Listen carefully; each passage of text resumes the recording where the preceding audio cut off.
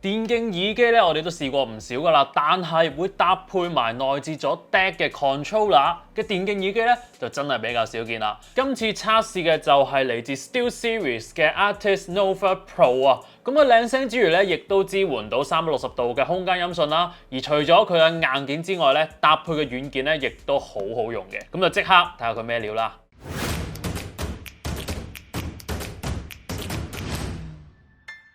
好，咁就睇下佢跟機送咗啲乜嘢先啦。咁首先咧就有一個布袋啦，就擺耳機啦。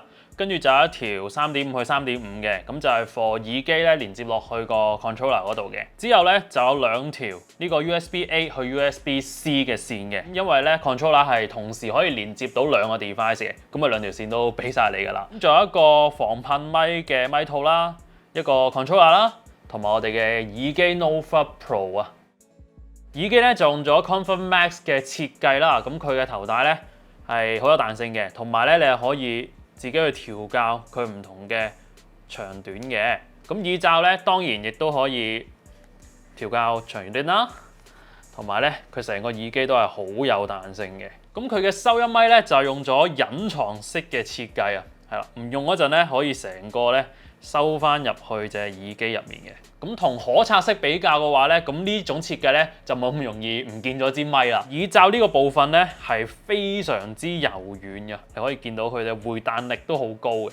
所以今次 Nova Pro 嘅佩戴感咧，我係覺得非常之好嘅。佢係唔會夾頭之餘咧，亦都係非常之穩陣嘅。好，咁就睇下 Nova Pro 嘅規格係點樣先啦。SteelSeries Arctis Nova Pro 呢隻耳機咧就搭載咗40mm 嘅鋁單元，支援到360度空間音訊，咁就可以兼容到 Microsoft 嘅空間音效啦，同埋 PS5 嘅 Tempus 3D Audio Tech 嘅。而佢嘅 Clear Class Gen 2收音咪咧就用咗雙向收音嘅設計，支援到 AI 降噪啊。第二代嘅 Game DAC 咧就用咗 ESS Saber 9218PQ40嘅晶片啊，支援24bit 96kHz 嘅音訊格式啦。咁就係少有支援到 Hi-Fi 級音質嘅電競耳機嚟嘅。咁喺連接方面咧，因為有線版啦，所以佢咧就係經過呢個 Game DAC Gen 2嘅。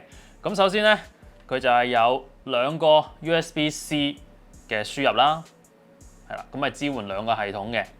咁另外咧側邊呢一度咧一個3.5咧就係俾你連接翻你嘅 Nova Pro 嘅。咁我依家咧就用緊 USB-A 去 USB-C 嘅線咧連接咗落我部 notebook 度嘅，咁就可以見到咧其實佢咧係會顯示唔同嘅資訊嘅。咁例如依家最簡單就係較大細聲啦，咁同埋咧我就係用緊 USB-1嚟到連接啦，呢一個咧就係瞄掣嚟嘅，就瞄咗個咪嘅。咁長撳呢個碌碌咧，就可以入去揀 USB 嘅 input 啦，揀 audio 嘅 option 啦，就可能 EQ 嗰啲啦、line out 啦，同埋一啲系統嘅設定嘅。咁呢一個咧就係快捷設定嚟嘅。如果你想詳細啲咁 set 嘅話咧，就可以跟翻佢個電腦 apps 去做嘅。咁依家咧將隻耳機連接落去呢個 Game DAC 嗰度先啦。咁用呢對耳機咧，我就覺得一定要裝埋佢嗰個 SteelSeries GG 呢個 app 嘅，因為呢一個 apps 咧我係用過數一數二好用嘅 apps 嚟嘅，因為佢真係好多功能俾大家 set 啦，同埋最重要嘅係咧，你就算唔係用 SteelSeries 嘅耳機咧，都可以用到呢隻 apps 嘅。咁我哋就即刻開嚟玩下啦。開咗 Apps 之後咧，佢重要嘅 setting 咧，其實就擺咗喺 Sonar 呢一度嘅。咁佢咧就分咗呢個混音器 Mixer 啦、遊戲啦、聊天啦，同埋麥克風呢幾個唔同嘅設定嘅。咁其實依家大家一直聽緊嘅咧，就係我用緊呢個 Nova Pro 錄出嚟嘅聲嚟嘅。模擬少少先。咁例如我一路打機啦，一路講嘢啦，係啦，咁你聽到啲 keyboard 聲啦。而佢咧就有一個 AI 嘅降噪功能嘅。咁我開咗佢先。咁我就繼續一路講嘢咧，一路打字啦。佢就已經將呢啲鍵盤聲啊、滑鼠聲咧係消除咗嘅。咁我覺得呢個功能係真係非常之實用嘅，因為無論你係打機嗰陣同啲 friend 傾偈啦，或者你甚至開 streaming 嗰陣咧，咁呢啲 keyboard 同埋滑鼠嘅聲咧就唔會影響到你嘅收音啦。而如果大家唔想用呢個 AI 降噪嘅話咧，都可以熄咗佢，然後下邊咧就有一啲手動去俾大家微調嘅。例如有一個雜音門檻呢個選擇啦，主要咧就係可能你主機嗰啲風扇啊，嗰啲低頻聲咧可以隔走佢嘅。咁另外呢個智慧語音咧，其實咧佢就係可以將人聲咧限制咗喺某一個範圍，咁就防止你去爆咪啊或者太細聲之類嘅情況出現嘅。之後咧就講下喺 Sonar 入面咧，我最中意嘅一個功能就係可以校唔同遊戲嘅聲效啊。咁就入翻遊戲呢一 part 啦。咁佢咧其實佢嘅設定就係預設就係 default 啦。咁但係你一開咗佢咧，其實下面咧就已經有好多都係熱門遊戲嘅 setting 嚟嘅。咁例如 Apex Legends 啦、Call of Duty Warzone 啊、CSGO 啊、Dota 啊、LOL 啊之類咧都有嘅。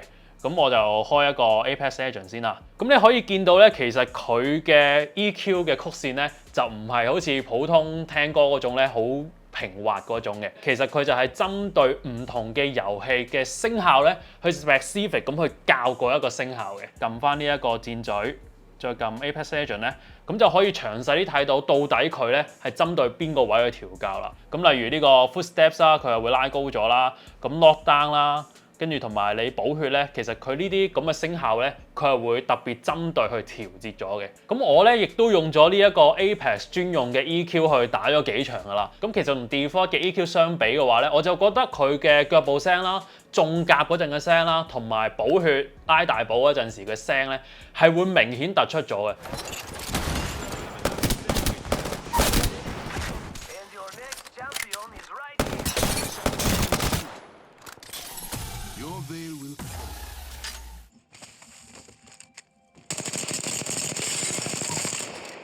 咁其實我自己本身打就打得麻麻地啦，我都覺得呢啲放大咗嘅聲效咧，係會對你嘅判斷有幫助嘅。咁所以喺一啲高手去用呢對耳機嘅 EQ 嘅話咧，我就覺得應該會更加突顯到佢嘅優勢出嚟啦。同樣喺遊戲呢一頁咧，碌落去咧就有一個空間音效嘅選擇啊。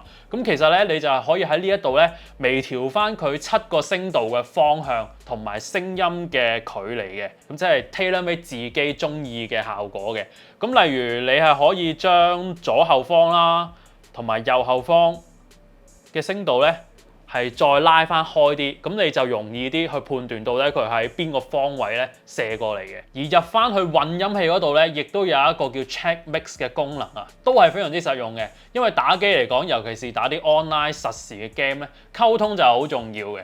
咁呢個 Check Mix 咧就係俾你手動去調整翻 game 嘅音量啦。同埋你 online chatting 唔同 apps 嘅音量嘅，就可以直接用 Sonar 呢個 apps 啦，或者用 Game DAC 咧去平衡翻兩種聲嘅，係啦，即係唔會怕我 game 聲太大，我聽唔到人講嘢，或者人哋講嘢太大，我聽唔到 game 聲呢啲情況出現啦。咁佢搭配得個 DAC 俾大家咧，當然都要講下佢嘅實際聽感啦。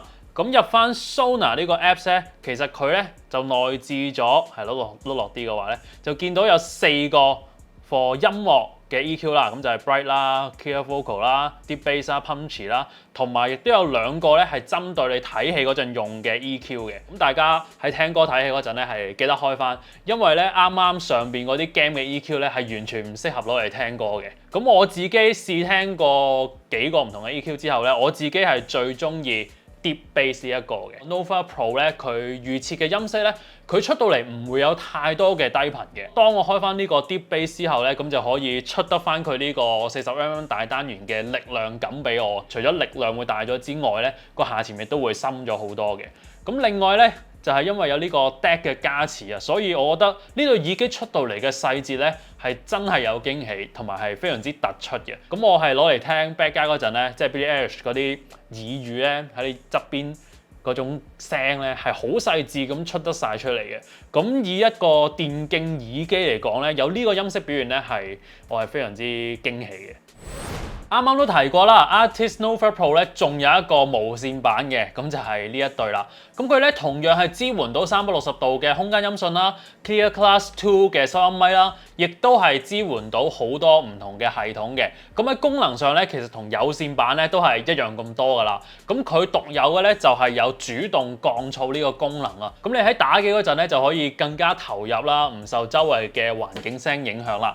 咁當然啦，佢亦都有翻個通透模式俾大家嘅。而唔同嘅就係咧，無線版搭配嘅呢個 controller 咧係冇內置 DAC 嘅，咁音色嚟講咧就係啱啱有線版會更加有優勢嘅。咁但係用家咧亦都可以用到呢個 controller 咧去做唔同嘅 setting 嘅，咁其實同啱啱嘅有線版係幾乎一樣噶啦。而最正嘅就係咧，耳機係用呢個可換電池嘅設計啊，而個 controller 本身咧亦都係一個插電咗收埋咗一粒電池嘅，咁即係如果你打下冇電咧，你只需喺個 controller 度掹粒電出嚟換落去咧，就可以滿電復活繼續打啦。咁呢個設計咧其實都幾值得學習嘅。Arctis Nova Pro 咧就分為咗有線版同埋無線版，當中咧又分咗 PC 版同埋 Xbox 版啊，都講解下到底有乜嘢分別啦。PC 版咧就有兩個接口，兩個咧都支援到 PC 啦、Mac 啦、PS5 啦同埋 Switch 嘅。